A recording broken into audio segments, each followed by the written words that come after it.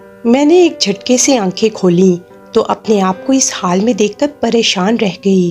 وہ کمرہ، وہ ماحول اور میرے سامنے کھڑا وہ شخص جس قدر مطمئن نظر آ رہا تھا، میرے حواس میرا ساتھ چھوڑتے جا رہے تھے۔ پھر میں نے ایک سوال کیا اور اس نے مجھے جواباً حیران کر ڈالا۔ جو وہ میرے ساتھ کرنا چاہتا تھا، میں اس کو وہ سب کرنے کی اجازت دے ہی نہیں سکتی تھی، پر میں اس کو روک بھی کیسے سکتی تھی؟ میں نے دیکھا میرے دونوں ہاتھ اور پاؤں بندھے ہوئے ہیں۔ میں نے اس کو التجا بھری نظروں سے دیکھا کہ مجھے جانے دو، پر وہ رحم کے موڈ میں نہیں لگ رہا تھا۔ میرا نام لالی ہے، ویسے میرا نام لبنہ تھا، بس سب پیار سے مجھے لالی کہتے تھے اور پھر یہی نام میرا بن گیا۔ میں خوبصورت بھی بہت تھی، جو بھی مجھے دیکھتا بس دیکھتا ہی رہ جاتا۔ میں اور میری 2 اور کزنز ہم ایک ہی گھر میں رہتی تھیں۔ وہ دونوں میری چچی کی بیٹیاں تھیں۔ ہمارے گھر میں کوئی مرد بھی نہیں تھا، صرف ایک کزن تھا جو شہر میں کام کرتا تھا اور وہی میرا منگیتر بھی تھا۔ گھر میں صرف ہم عورتیں ہی ہوتی تھیں، اس لیے ہم خود ہی اپنے لیے کماتیں۔ غریبی نے کچھ پڑھنے نہیں دیا، سو بس لوگوں کی شادی بیاہ میں ہم گانے بجانے کا کام کرتی تھیں۔ کوئی ہمیں ناچنے والی کہتا تو کوئی مراسی، پر ہم تو دوسروں کی خوشیوں میں خوش ہونے والے لوگ تھے اور یہی ہمارے لیے ہماری روزی روٹی بھی بنی تھی۔ ایک دن ہم ایسے ہی ایک شادی میں ناچنے کے لیے گئے اور اپنا کام کر رہے تھے کہ بارات کے ساتھ آیا ایک لڑکا مجھے مسلسل گھور رہا تھا اور وہ شکل سے ہی مجھے بدمعاش لگ رہا تھا۔ ہمارا کام جب ختم ہوا تو ہم جانے لگے، پر جیسے ہی میں اس شخص کے پاس سے گزری تو اس نے میرا بازو زور سے پکڑ لیا۔ پہلے اس نے میرے گانے کی تعریف کی اور پھر میری صورت کی، پھر اچانک کہنے لگا کہ چلو میرے ساتھ، میں تمہیں خوش کر دوں گا، منہ مانگی قیمت دوں گا تمہیں۔ میں نے ایک جھٹکے سے اپنا ہاتھ چھڑوا لیا اور کہا کہ ہم غریب ضرور ہیں، پر ہمیں اپنی عزت کا پاس ہے، ہم یہاں روزی روٹی کمانے آتے ہیں، پر لگتا ہے تم نے تو مجھے کچھ اور ہی سمجھ لیا ہے۔ میں بہت غصے سے بولی تھی۔ وہ بے ساختہ ہم پر ہنسنے لگا اور کہنے لگا کہ تم جیسے لوگوں کی کیا عزت ہوتی ہے، سیدھی طرح سے میرے ساتھ چلو، نہیں تو اٹھا کر لے جاؤں گا۔ میں نے اس کو ایک تھپڑ رسید کر دیا۔ وہ بہت غصہ ہو گیا، پھر وہ مجھے اپنی گاڑی کی طرف گھسیٹنے لگا۔ میں اور میری کزنز چلاتی رہیں، مگر وہ وہاں پر موجود لوگوں نے بھی ہمارا ساتھ نہ دیا۔ وہ کسی امیر باپ کا بیٹا لگتا تھا۔ میری کزن میری طرف بڑھی اور کہنے لگی کہ اسے چھوڑ دو، یہ میری ہونے والی بھابھی ہے۔ اس نے میری کزن کو دھکا دیا اور مجھے وہاں سے گھسیٹتا ہوا اپنی گاڑی میں ڈال کر لے گیا۔ وہ بدنیت شخص مجھے اپنے بنگلے پر لے گیا تھا اور اپنے کمرے کی طرف لے جا رہا تھا۔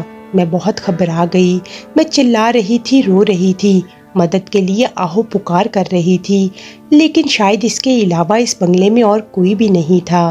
اب مجھے خود ہی کچھ کرنا تھا۔ اچانک میری نظر ایک بھاری گلدان پر پڑی۔ میں نے اس کے پاس سے گزرتے ہوئے وہ گلدان اٹھایا اور اس شخص کے سر پر دے مارا۔ اس سے پہلے کہ وہ سنبھلتا میں وہاں سے بھاگ اٹھی۔ میں بہت تیز بھاگ رہی تھی اپنی عزت بچانے کی خاطر۔ مجھے نہیں پتا کہ یہ کون سا علاقہ تھا۔ میں کھلے روڈ پر آ گئی اور ایک گاڑی سے ٹکرا گئی۔ گاڑی والے نے عین وقت پر گاڑی کو روک لیا، ورنہ میں تو گاڑی کے نیچے آ جاتی۔ میری جان تو بچ گئی تھی، مگر مجھے بہت چوٹیں آئیں۔ میں بہت زخمی حالت میں تھی۔ وہ مجھے اٹھا کر ہسپتال لے گیا۔ وہ خود ایک ڈاکٹر تھا، اس کا نام شمس تھا۔ مجھے 2 دن کے بعد ہوش آیا تو میں اب تک ہاسپٹل میں ہی تھی۔ میں نے اس کو بتایا کہ میرے ساتھ کیا ہوا تھا۔ اس نے کہا کہ چلو میں تمہیں تمہارے گھر چھوڑ آتا ہوں، لیکن میں گھر آئی تو میرے گھر والوں کا رویہ ہی بدلا ہوا تھا۔ وہ لوگ اب مجھے قبول کرنے کو تیار نہیں تھے۔ ان کا کہنا تھا کہ اب ان کے قابل نہیں رہی اور ان کے بیٹے کی عزت بھی نہیں بن سکتی۔ میں رو رو کر کہہ رہی تھی کہ آپ جو سمجھ رہے ہیں میرے ساتھ کچھ بھی ایسا نہیں ہوا، مگر انہوں نے میری ایک نہ سنی اور مجھے اس گھر سے نکال دیا۔ میں نے دیکھا وہ ڈاکٹر باہر ہی کھڑا تھا اور اس نے سب سن لیا تھا۔ وہ میری طرف بڑھا، میرے زخم ابھی بھرے نہیں تھے تو میں چکرا کے گر گئی۔ وہ مجھے وہاں سے اپنے گھر لے آیا۔ اس کا گھر بہت بڑا اور بہت خوبصورت تھا۔ وہاں پر اس وقت کوئی بھی نہیں تھا۔ اس نے مجھے کہا کہ تم یہاں بیٹھو، میں تمہارے لیے کچھ کھانے کو لاتا ہوں۔ میں اس کے گھر کو دیکھنے لگی۔ اس نے مجھے کھانا دیا اور پھر ایک کمرہ دکھایا۔ کہ میں یہاں رہ سکتی ہوں۔ میں اس کمرے میں آرام کرنے کو سو گئی۔ شام کو میں نیچے آئی تو ڈاکٹر صاحب کے ساتھ کوئی عورت بیٹھی تھی جو بے حد حسین تھی۔ شاید وہ اس کی بیوی تھی۔ ڈاکٹر صاحب پہلے ہی میرے بارے میں انہیں سب کچھ بتا چکے تھے۔ وہ میری طرف غور سے دیکھ کر بولی، تو یہ ہے لالی، اور افسوس بھی جتایا کہ میرے ساتھ یہ سب کیا ہو گیا تھا۔ وہ بہت اچھی لگ رہی تھیں۔ مجھے وہاں رہتے ہوئے ابھی 2 دن ہی ہوئے تھے کہ انہوں نے مجھے کوئی ضروری بات کہنے کا بول کر بلایا۔ میں بھی ان سے کچھ کہنا چاہتی تھی، سو ان کے بولنے سے پہلے ہی بول اٹھی۔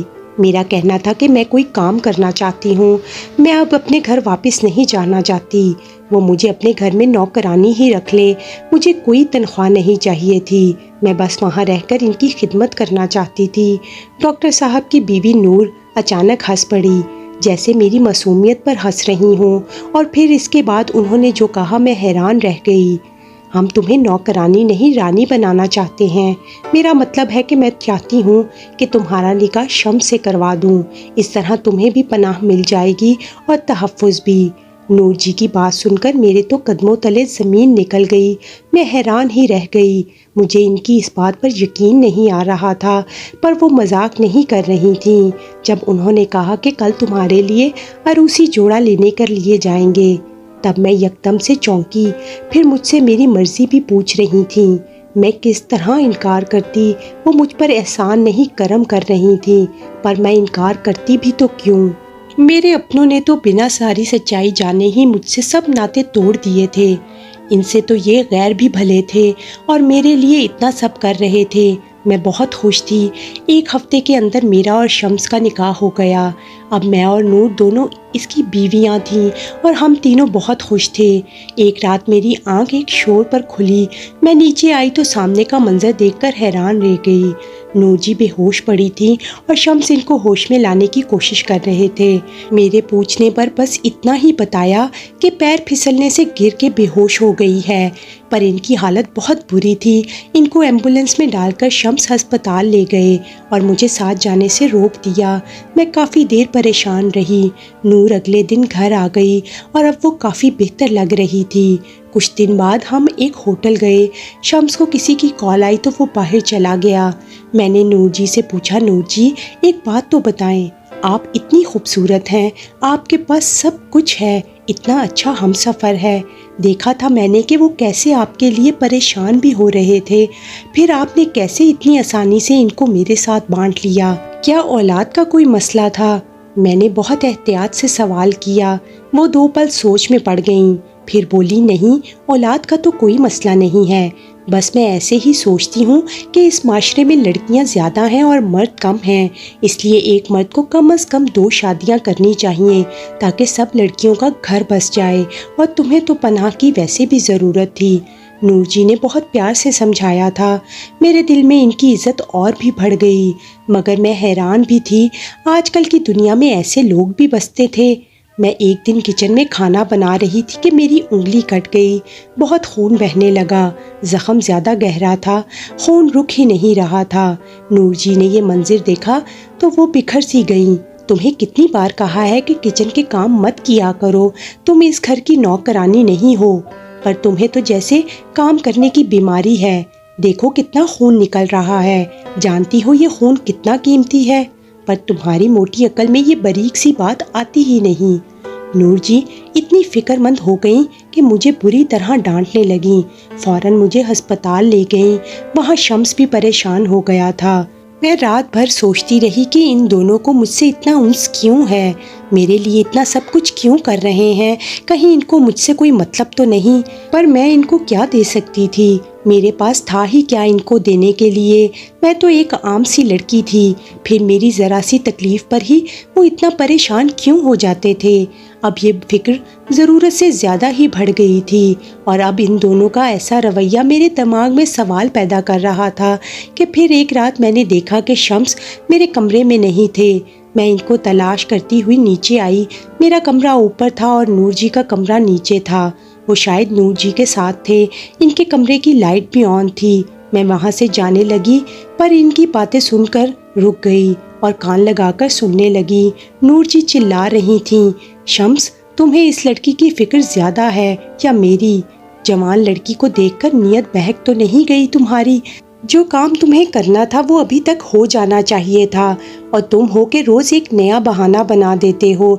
तुम्हें नहीं पता कि ये सब हमारे लिए किस कदर अहम है। क्या यहाँ कोई मजाक चल रहा है? हमेशा बहुत प्यार से बोलने वाली नूर जी आज पूरी तरह चिल्ला रही थीं। ये सब मैं जानता हूँ। देखो नूर, इस सब को मैंने अकेले नहीं करना है, इसको भी तो ठीक होना चाहिए। कितना बुरा एक्सीडेंट हुआ था इसका। इसकी जिस्मानी हालत इस काम के लिए भी ठीक नहीं थी। शम्स गुस्से में था। नूर कहने लगी कि शम्स तुम जल्दी करो और इस ड्रामे को अब बंद कर दो। मुझे समझ नहीं आ रहा था कि वो किस बारे में बात कर रहे थे। मैं वहाँ से उल्टे कदम लौट आई, पर सारी रात यही सब सोच रही थी कि वो दोनों क्यों इतना गुस्सा हो रहे थे। खैर, इस बात को 2 दिन ही गुजरे थे कि एक सुबह मेरी तबीयत ख़राब होने लगी। मुझे अंदाज़ा हो चुका था कि मैं माँ बनने वाली हूँ, और मुझे मेरी माँ की कुछ बातें भी याद आने लगीं। मैं बैठी आराम कर रही थी कि शम्स मेरे कमरे में आया और कहने लगा कि नूर अपनी किसी सहेली की शादी में गई है, इसलिए वो मुझे कहीं सैर करवाने के लिए ले जाना चाहता है। मुझे इससे कोई ज़रूरी बात करनी थी। ये मौका बहुत अच्छा था। मैं खुशी खुशी तैयार हुई और हम दोनों घर से इकट्ठे निकल पड़े। रास्ते में शम्स से मैंने अपनी मोहब्बत का इजहार किया और कहा कि मैं तुम्हारे साथ बहुत खुश हूँ। तुमने मुझे एक नई ज़िंदगी दी है। तुम एक बहुत अच्छे इंसान भी हो और एक अच्छे शौहर भी हो। पर शम्स ने मेरी बात का कोई जवाब ना दिया। वो कुछ परेशान सा था। वो मेरे लिए जूस का ग्लास लाया, जो हमने समंदर के किनारे खड़े होकर पिया। जूस पीने के बाद मुझे इतना याद है कि मेरा सर चकराना शुरू हो गया था। इस दिन मेरे शौहर शम्स ने 24 घंटे तक एक ऐसा काम किया कि मैं हॉस्पिटल पहुंच गई। मैंने एक झटके से आंखें खोली तो अपने आप को इस हाल में देखकर हैरान रह गई। वो हॉस्पिटल का एक कमरा था।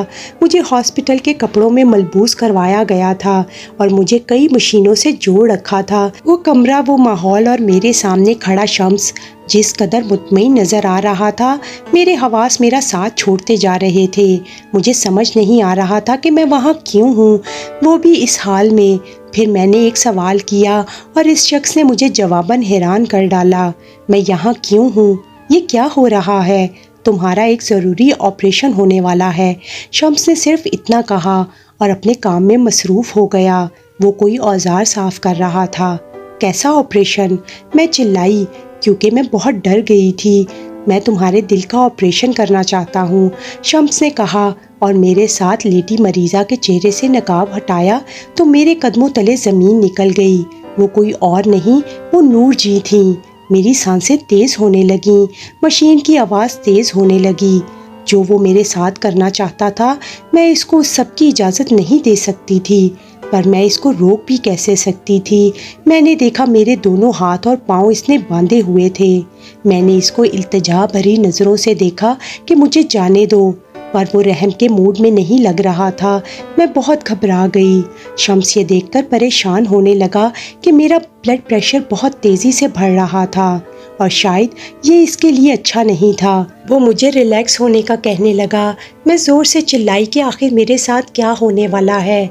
शम्स ने मुझे सब बताने का वादा किया और कहा, देखो मेरी बीवी नूर बीमार है। अगर जल्द ही इसका दिल नहीं बदला गया तो वो मर जाएगी, और इसके लिए दिल खरीदने की मेरी हैसियत नहीं थी। दिल मिल जाता तब भी मेरे किसी ऐसे इंसान का दिल और खून की अशद ज़रूरत थी जिसका ब्लड ग्रुप Q पॉजिटिव हो, जो करोड़ों में से किसी एक का ही होता है। मैं तो उम्मीद हार बैठा था, पर जब तुम मेरी कार से टकराई, मैं तुम्हें अस्पताल लाया, तुम्हारा खून टेस्ट करवाया तो मैं हैरान रह गया। तुम्हारा ब्लड ग्रुप और नूर का ब्लड ग्रुप सेम था। फिर तुम्हें हासिल करने के लिए तुमसे शादी, और आज मैं तुम्हारा दिल और खून निकालकर अपनी बीवी में डालने वाला हूँ ताकि वो एक नई ज़िंदगी जी सके। मगर अफसोस ये है, सब कुछ करने के बाद तुम जिंदा नहीं रह पाओगी। शम्स ने मुझे सारी बात बताई तो मेरे कदमों तले ज़मीन ही निकल गई। ये लोग मुझे इस्तेमाल कर रहे थे, इतना बड़ा धोखा दिया था मुझे और मेरी जान लेना चाहते थे। इसीलिए इनका मेरे साथ वो रवैया, वो प्यार, वो फिक्र, सबके पीछे इनका अपना मतलब था। اب تو میں ان کے جال میں بری طرح پھنس چکی تھی۔